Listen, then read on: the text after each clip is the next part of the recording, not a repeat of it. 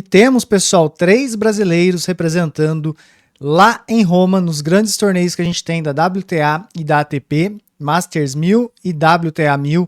São eles, João Fonseca, Thiago Wilde e Beatriz Haddad Maia.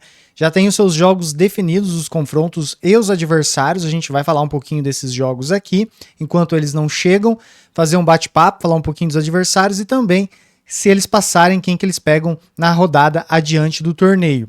Eu sou o Joaquim Júnior, vocês estão no canal Forehand Brasil, o canal do torcedor de tênis, e bora lá para mais um vídeo. E o primeiro confronto que a gente vai falar, pessoal, é da Bia Haddad contra Marie Bouzkova, essa jogadora aqui da República Tcheca. Falar para vocês já de imediato que eu tô soltando esse vídeo na quarta-feira de manhã e no momento que eu tô gravando ainda não está definido exatamente os horários dessas partidas, tá, pessoal? Mas os jogos vão ser a partir de quinta-feira e a gente vai colocar aqui na descrição assim que sair os horários dos jogos, tanto da Bia como do Thiago Wilde e também como do João Fonseca. Então a programação ainda não liberou, mas esses jogos, na verdade, não ocorrerão na quarta-feira e sim na quinta-feira. Então vamos lá, pessoal. O primeiro jogo que a gente tem aqui para falar é o da Bia. Ela entrou pelo ranking, entrou de maneira direta e é cabeça de chave do torneio. Ela é atual número 22 do ranking, caiu um pouquinho porque ela não conseguiu defender os pontos em Madrid, a gente já fez vídeo explicando isso aqui para vocês. E ela vai jogar contra Marie Bouzkova, da República Tcheca, número 53 do mundo, espero ter falado o nome dela corretamente. Escutei aqui no site da WTA ela falando, muito bacana a opção que eles colocam dos nomes. Então ela já jogou contra a Bia 4 vezes e a Bia tem 4 vitórias. Então muito bacana aqui, a Bia tem um percentual, na verdade, tem uma dominância de 100% em cima da tcheca. Pessoal, então o que acontece aqui? Fazendo um rápido comparativo, até que o próprio site da WTA mostra, a Bia tem 4 títulos WTA e a adversária tem 1. Em duplas, a Bia tem 7, a adversária tem 5. 8 milhões em premiação para a Bia e 5 milhões e 500 mil dólares para a Bouzkova. Número de vitórias e derrotas. A Bia tem 466 vitórias e 257 derrotas. A adversária 365 vitórias e 219 derrotas. Isso falando em simples. Comparando aqui, a Bia já foi 10 do mundo por 2 vezes, a primeira vez em 2023, e a adversária foi número 24 do mundo. O ranking atual eu já falei, a Bia 22, a adversária 53, idade a Bia 28, a Bouzkova 26. A Bia é de São Paulo e a adversária é da República Tcheca, de Praga. A altura, a Bia 1,85, a Bouzkova 1,80, também é muito alta. A Bia é canhota e a adversária é destra. Aqui os resultados, galera, dos jogos que aconteceram entre as duas. Beleza, a Bia ganhou os 4 jogos, mas olha aqui como é que foi esses placares. Todos eles 2-1. E sempre a Bia virou esses jogos, então sempre ela perdeu um set e acabou virando contra a adversária. Então não é um jogo fácil. E a Bouzkova, pessoal, como uma jogadora da República Tcheca, ela tem um excelente jogo de fundo de quadra, consegue ter muita variação de forehand e backhand e tem esse jogo predominante no fundo de quadra clássico da escola da República Tcheca. Mas um dos pontos que podem limitar ela no seu jogo talvez é a potência, que não é aquela potência toda, mas o seu jogo é muito sólido e muito regular no fundo de quadra. Ela busca sempre conquistar os seus pontos na troca e sempre da linha de base, com muita consistência, também uma mentalidade competitiva, sempre buscando desgastar um pouco o oponente, mas acredito que no caso da Bia, a Bia está muito bem em forma, e eu acredito, pessoal, que a Bia pode chegar bem para esse jogo e passar para a terceira rodada, já que a Bia entra direto na segunda rodada por ela ter sido bye, cabeça de chave. Nós torcemos muito para que ela possa avançar então e fazer uma boa campanha em Roma e conseguir defender os pontos que ela ganhou no passado e quem sabe fazer um pouco mais e dar uma subida no ranking novamente, tentando buscar sempre melhorar a nossa Bia Haddad Maia.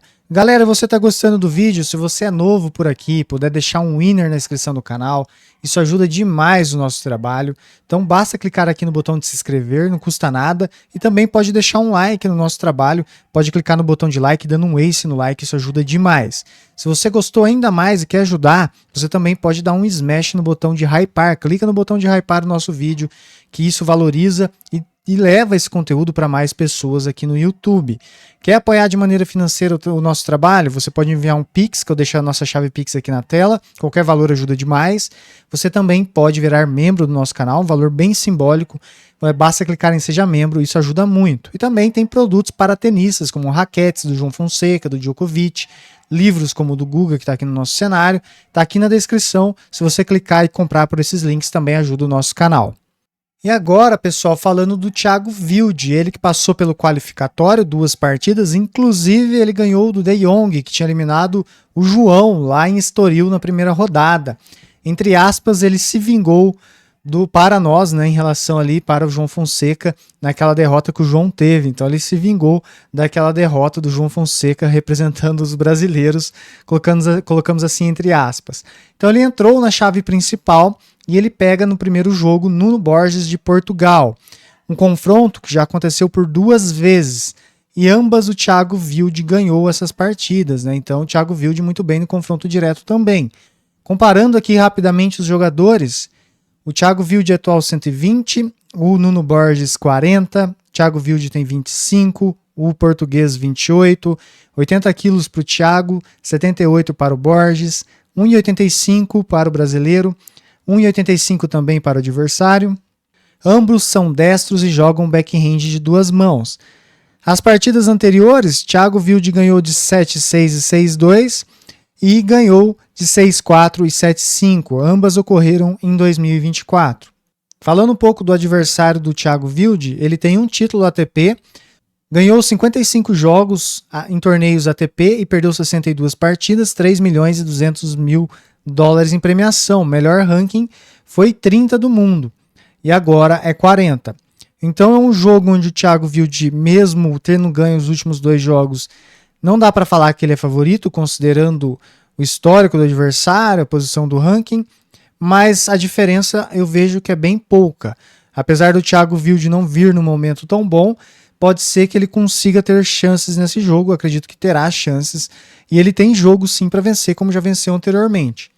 O português é um excelente jogador de fundo de quadra também, joga muito bem no saibro, gosta de construir os pontos, de fazer boas trocas, então é um jogo típico de saibro mesmo, então é um jogo difícil. Eu coloco um jogo mais equilibrado aqui, mas vamos torcer para que o Thiago Wilde avance.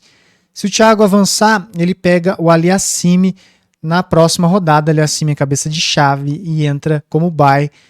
Então ele já entra direto na segunda rodada. Aliassime, espero o adversário desse jogo aqui, entre Nuno Borges e Thiago Wilde.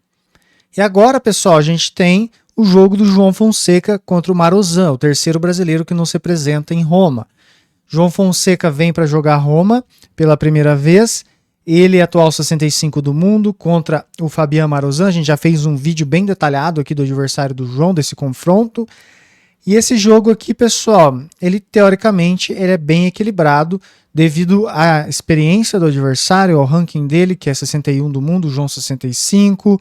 O adversário tem boas experiências em torneios ATP, com 46 vitórias e 48 derrotas. O João tem 21 vitórias e 14 derrotas. Então o adversário dele é um cara muito perigoso, sólido de fundo de quadra, tem um excelente forehand, um bom saque também, com boa velocidade. Pode algumas vezes colocar o seu drop shot para chamar o João para a rede. A gente sabe que o João está evoluindo nesse sentido de correr para frente, ainda tem que melhorar essa movimentação. Então é um jogo, sim, difícil demais para o João em uma primeira rodada. Aí é o bicho de 7 cabeças? Não acho que é um bicho de 7 cabeças. Acho sim que o João pode vencer. Mas o Marozsan, ele já ganhou de adversários também, tipo, do topo do ranking. Então, um cara que joga bem.